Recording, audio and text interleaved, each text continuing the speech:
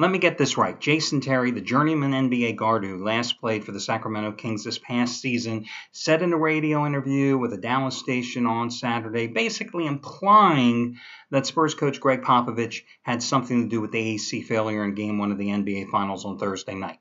Right. Probably also believes that there was a second shooter on the grassy knoll in Dallas in November of 1963. But it gets better than this. Listen, guys, I want you to take this to heart. I want you to stop picking on LeBron. Stop it. Stop it. LeBron can't take it. The man who took millions and millions and millions and millions and millions of dollars to abandon the Cleveland Cavaliers. The man who went and made the decision. The man who said he wouldn't win 1, but 2, but 3, but 4, 17, 18 NBA championship rings. You are hurting his feelings. You are absolutely hurting his feelings because clearly LeBron has been affected because, as he said, he is the most targeted man in sports, not just the NBA, in sports. So please, those of you out there that are bullying LeBron, shame on you. Stop doing the Twitter rants. Stop making the jokes about his cramps. Shame, shame, shame on you. So now I've got the NBA off the agenda. Let's talk about horse racing. Yesterday, Triple Crown, wasn't to be. California Chrome finishing 5th. But you got to love after the race that their owner, Steve Coburn, comes out and basically rips the system, rips the other horses, rips everything in horse racing by basically saying, that the horses that do not run in the first 2 legs of the Triple Crown or perhaps run in the Kentucky Derby and then take the second one off before the Preakness before coming into the Belmont, they are fresher horses. And it puts those that are competing for the Triple Crown at a disadvantage. Hey, tough luck. Those are the rules. You don't like it? Don't go for the Triple Crown. It's your option. Oh, your horse finished 5th. What are you going to do? Sire it out the stud now? Make millions and millions and millions of dollars? You probably make more than LeBron made last year, okay? I mean, again, it's the horse racing system. You don't want to participate? Don't run the damn horse. It's as simple as that. You ain't going to change the rules. Hey, they allowed you to wear the nasal strips anyway for your horse. And did it really help? End of story. Okay, so today we have game number 2. Let's assume, for all practical purposes, that we will not have another heat wave in game number 2 for this contest and everything works out fine. I'm going to give you my free selection and this game coming up in just a moment.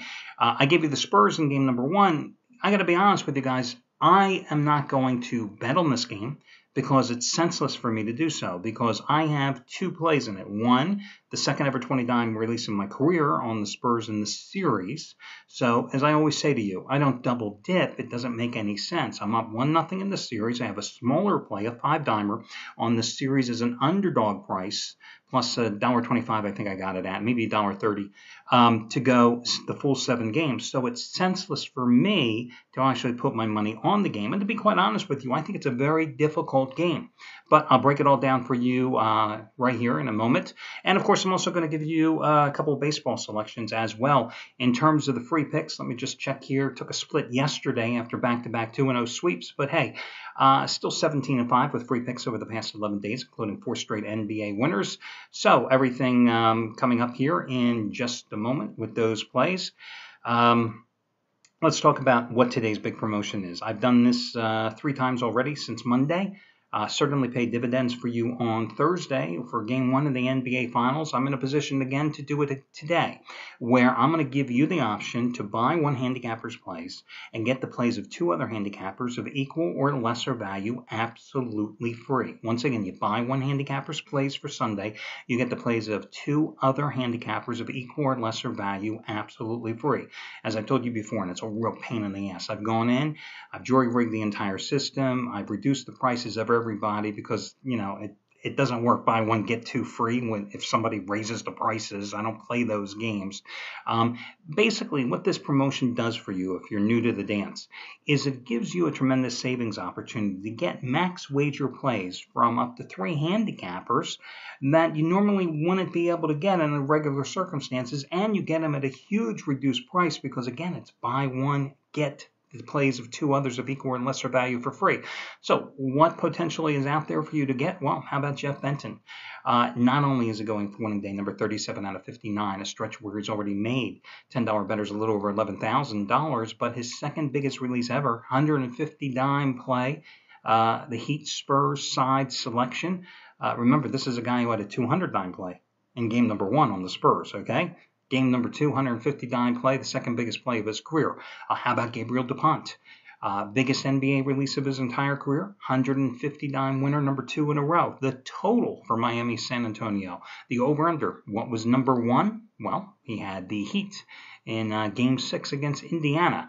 This is NBA winner number 12 out of 15 from him, and he's made $10 bettors, a little over $5,700 over the past 4 weeks, over $7,000 going back to the Super Bowl. So that's a play that perhaps you might be interested. Scott Delaney, NBA major wager winner number 26 out of 36. 26 out of 36 since the playoffs began. And number 4 in a row, it's his 80-dime NBA winner number 14 out of 18. Your Heat Spurs side, $10 bettors in the NBA this season. The entire season up over $11,700.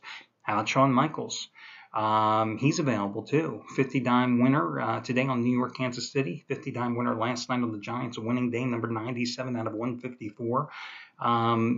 This is a guy who has had 157 plays over the past 12 months. 96 wins, 59 losses, 2 pushes, and he's made $10 bettors a little over $25,000. So again, buy one handicapper, get the place of. I get so choked up just thinking about LeBron. I almost lost it. I'm sorry, guys. It's very heavy. It's weighing on my heart and soul today. But anyway, listen. You buy the one handicappers play. Excuse me. I'm not starting this damn report again. And then you email customer service. You tell them what the other 2 handicappers are. They will go ahead and add those plays to your account automatically. Should you have any questions, all you've got to do is contact customer service. It's that simple. Now, a couple other promotions that are available today as well. Listen, a $9 payday payout. Brad Wilton, 100-dime winner, number 15 out of 21. NBA total of the year. Heat Spurs over-under. Last Saturday, remember, he had a 100-dimer on Oklahoma City and the Spurs over. Last Friday, he had a 100-dime winner on the Pacers and Heat over. This play matches that one. This play matches his 100-dime winner on the Seahawks back in the Super Bowl. So that should give you an idea there. For $9, you get it using coupon code Wilton9. All your coupons, all that kind of crap is on the homepage. I really want to get done with this and get over to my free selections. Now, let's get busy. I'm